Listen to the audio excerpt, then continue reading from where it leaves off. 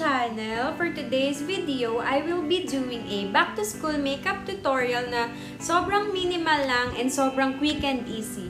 If you want to know, then keep on watching. First guys, I will use a primer. Etong gagamitin kong primer is Quick Effects No Shine Mattifier. Nabili ko lang to for only 99 pesos sa Watsons. Very important na mag-primer for me kasi pagpapasok ka, syempre, lalo kung oily ka, kailangan ng silicone na primer. And ito yung masasuggest kong primer kasi sobrang cheap and affordable lang niya. Lalagyan ko lang sa T-zone kasi doon ako madalas nag-oil up.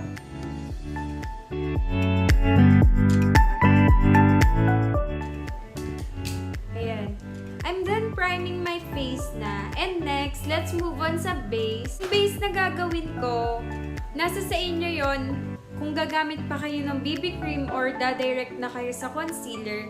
Kung gusto nyo na medyo mag-even out yung skin tone nyo, then I suggest this Eye White BB Holic. Na nabili ko lang to for only 159 pesos sa Watsons. And sobrang ganda nito kasi may even out niya yung skin tone. Tapos, mabibigyan ka niya ng glow. And very konti lang para hindi siya harsh tignan. Diba yung buhok ko? Naiinis na ako dyan. Sobrang konti lang ha. Tapos, i-blend na natin agad. Using fingers lang or kung gusto nyo naman, gumamit kayo ng sponge. And ako, okay ng fingers kasi hindi naman lahat ng estudyante ay may sponge.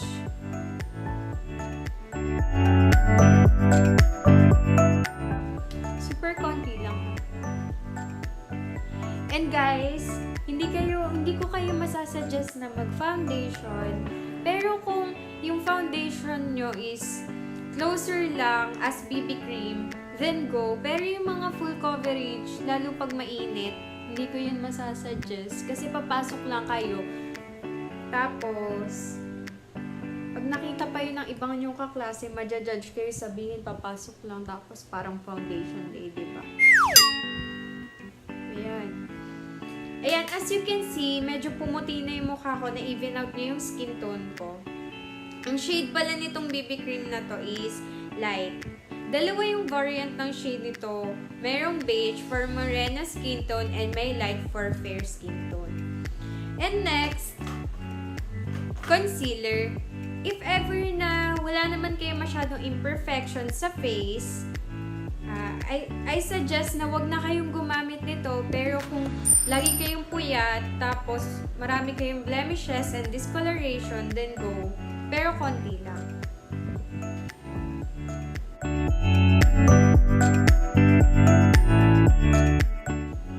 Ganyan lang.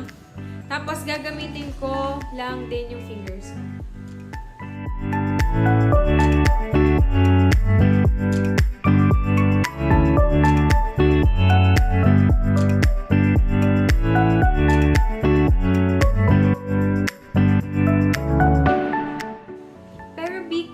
Pag ginagamit nyo yung fingers nyo sa under eye kasi sobrang sensitive ng under eye natin and madali siyang magka-wrinkles. Then next, gagamit ako ng lip and cheek tint for my blush. Ito yung gagamitin ko yung Fancy Beauty from Interstellar. Ito yung favorite kong brand ng lip tint and yung shade nito is blush. Konting-konti lang para hindi naman namumutok dahil papasok lang naman. Diba? Hindi naman kailangan masyadong madami.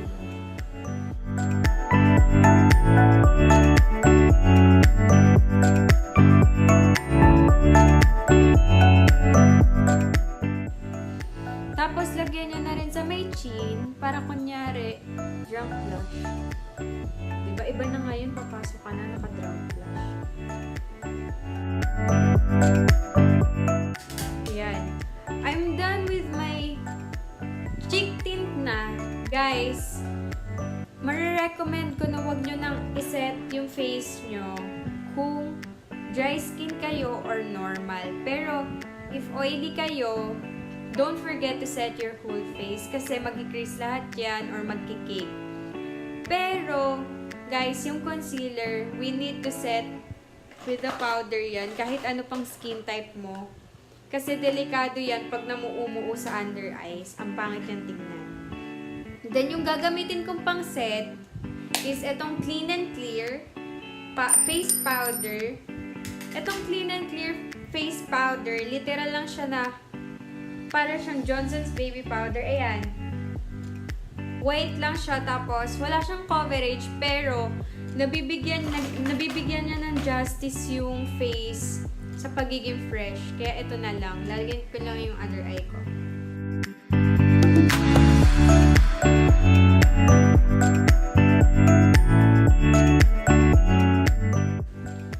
Ayan. Tapos na ako mag-powder. Then next, yung eyebrows. Yung eyebrows, nasa sa inyo kung you will use a colored na pang eyebrow product or this eyebrow gel, mascara. Kung thick naman yung hair nyo or kung bushy, hindi ko masasuggest na gumamit pa kayo nito kasi guys, pagpapasok ng school, huwag tayong masyadong mag-eyebrows on flick dahil hindi siya maganda tignan. Hindi siya yung parang, hindi siya nakakabata tignan. Kaya ako, bushy naman yung eyebrows ko, isiset ko na lang siya nitong Nichido Eyebrow Gel na super mura lang nito. Nasa 70 to 80 plus lang to. Hindi siya lalagpas ng 90 pesos. Sobrang mura lang ng mga, sobrang affordable lang ng mga ginagamit.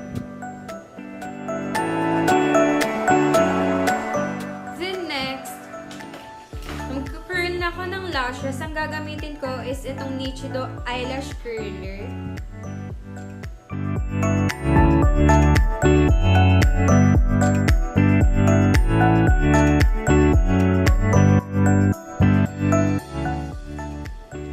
Then, nasa sa inyo kung gagamit pa kayo ng mascara, pero sa akin, hindi na ako gagamit sa video na to.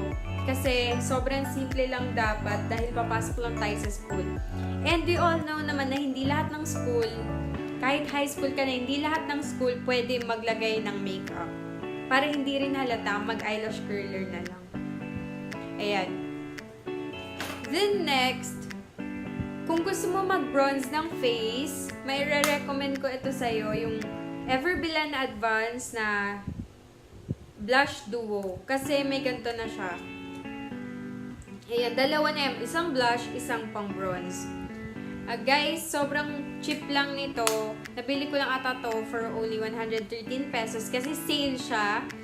Pero yung price niya talaga ata 220 to 240. Doon nagre-range yung price. And guys, as you can see, hindi naman pointed yung ilong ko. Pero gusto ko siyang maging pointed. Magno-nose line ako. Pero kung pointed naman yung ilong mo, hindi mo naman kailangan to.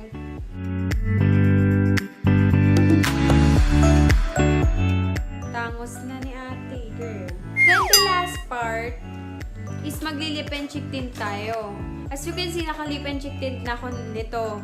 Pero dadagdagan ko siya. Ang gagamitin kong lip and cheek tint is itong Fancy Beauty in the shade Cherry on Ice, tsaka itong Paris Ink Velvet in the shade Celeb Deep Rose. Paghahaluin ko sila para long lasting sila. Kasi alam naman natin na hindi naman sa lahat ng oras marami tayong time mag-apply ng lip and cheek tint pag nasa school.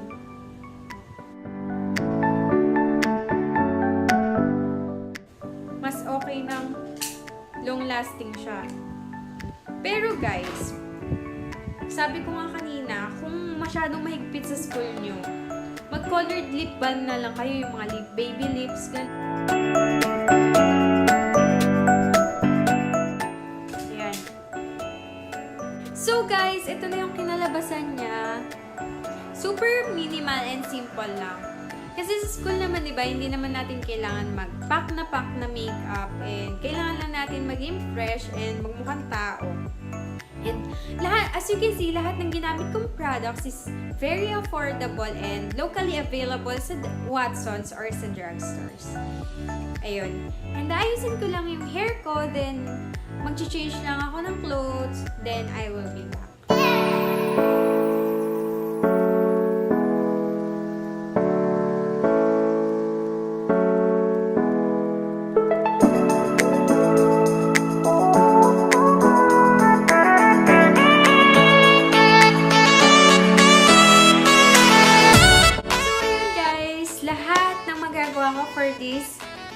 school makeup tutorial. Hope you like it and sana nag-enjoy kayo sa video na to. And as you can see, nag-change na ulit ako ng t-shirt kasi ang init yung suot ko. Besh, long sleeves yun pero may butas dito. And ayun. Yun lang guys. Sana huwag nyo kalimutan mag-like this video. Tapos huwag nyo kalimutan mag-subscribe sa channel ko. And kung may mga requests and suggestions kayo, feel free to comment down below. Ayun lang guys. Thank you for watching. God bless you all. Bye-bye.